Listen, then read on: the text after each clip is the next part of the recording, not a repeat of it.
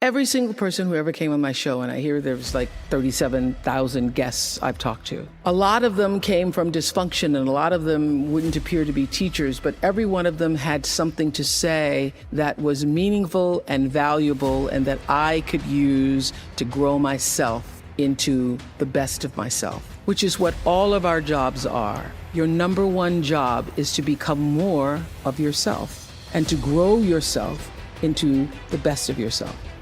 And so I had a lot of great teachers, as we all do. I was doing an Oprah show about a decade ago. One of my greatest teachers was a man named John Diaz. We were doing a show called Would You Survive? And on Tuesday, October 31st in 2000, Singapore Airlines Flight 006, a Boeing 747 from Taipei to Los Angeles, took off with 179 souls aboard. 4 crew and 79 passengers perished in that flight, a total of 83 fatalities.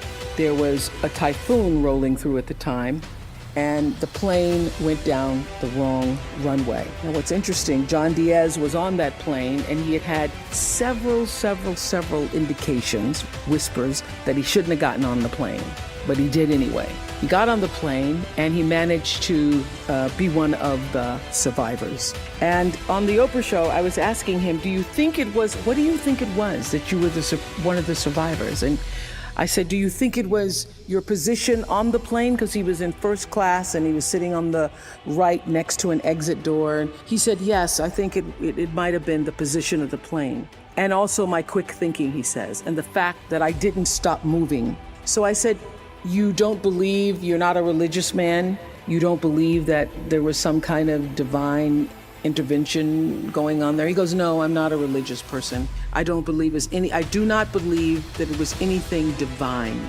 I don't believe that. I did see, he said, as I got knocked back into the plane, that it looked like Dante's Inferno, with people strapped into their seats and just burning.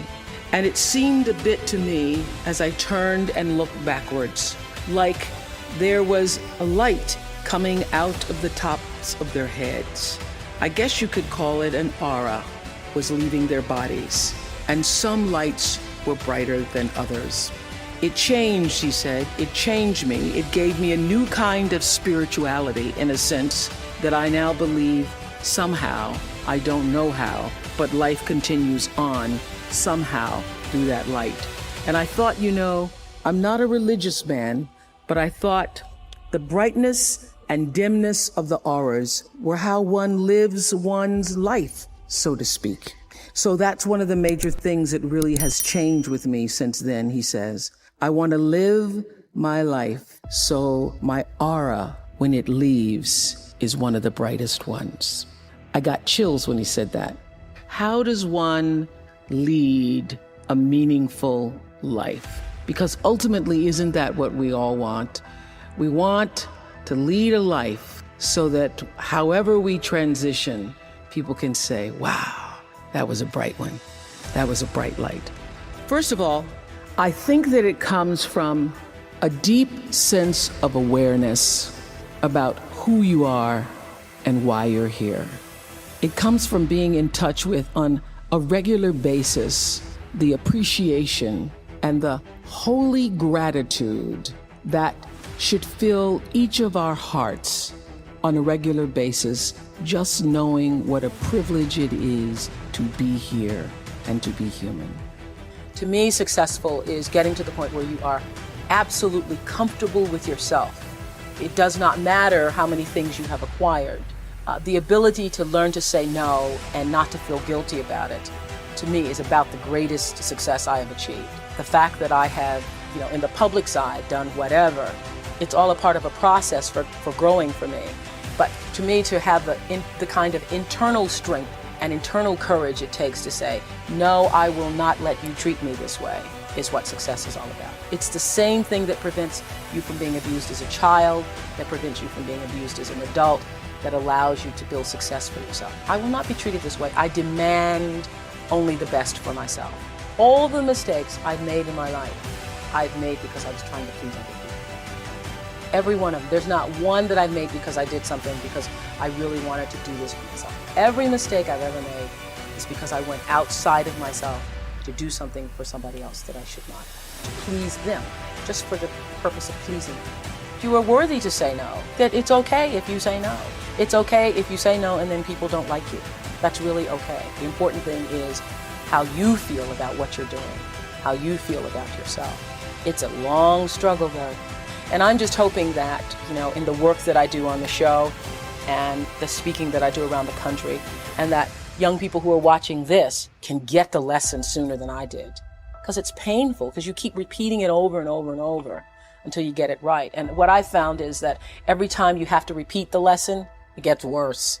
Because I call it God trying to get your attention, the universe trying to get your attention. So we didn't get your attention the first time, so we're going to have to hit you a little harder this time. So I'm still doing it. I'm still learning. I say this. Many times the universe is always trying to get your attention. I use universe and God interchangeably. It's trying to get your attention. And sometimes it starts out, any major problem you encounter, it always started out as a whisper. By the time it gets to be a storm, you've had a pebble knock you upside the head, you've had a brick wall, you've had the house to fall down, and before you know it, you're in the eye of the storm. But long before you're in the eye of the storm, you've had many warnings, like little clues. So now my goal in life is to not to have to hit the eye of the storm, is to catch it in a whisper, to get it the first time. And getting it comes from understanding I think the one thing that has allowed me to certainly achieve both material success and spiritual success is the ability to listen to my instinct. I call it my inner voice. It doesn't matter what you call it, nature, instinct, higher power. But the ability to understand the difference between what your heart is saying and what your head is saying. I now always go with the heart. Even when my head is saying, oh, but this is the rational thing, this is really what you should do, I always go with that little feeling. The feeling.